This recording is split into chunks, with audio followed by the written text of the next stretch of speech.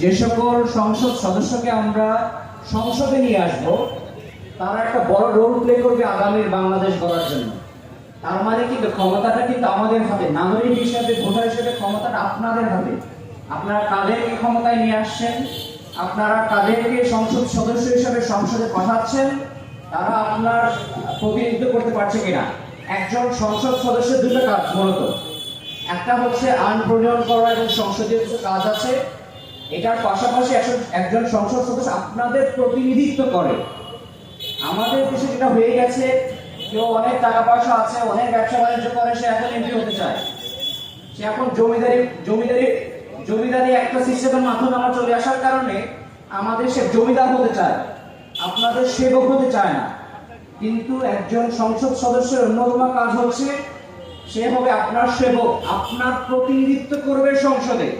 আপনার এলাকার কি সমস্যা আছে, মাঠটা দেখেন, এই মাঠে ফুটবল খেলতে গেলে কতজন ছেলে প্রতিদিন আহত হয়, এই মাঠে ক্রিকেট খেলার মতো পিচ আছে কিনা, এই মাঠে অনেকে দেখেন আপনি বসে আছে অনেকেই, কিন্তু বসার জন্য কোনো পার্ক নাই, কিন্তু ইয়াং কাপলদের জন্য, বৃদ্ধদের জন্য, অথবা যারা একটা হাঁটাহাঁটি করতে নাই তো ওটা।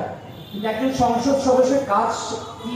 সংসদ সদস্যের কাজ হচ্ছে এই সমস্যাগুলোকে আইডেন্টিফাই করে সেগুলোকে সমাধানের জন্য সংসদে আপনার জন্য কাজ করা, বিভিন্ন মন্ত্রণালয়ে আপনার জন্য লবিং করা, বিভিন্ন গভর্নমেন্টের ডিপার্টমেন্টের আপনার জন্য জবাবদিহিতা নিশ্চিত করার চেষ্টা করা।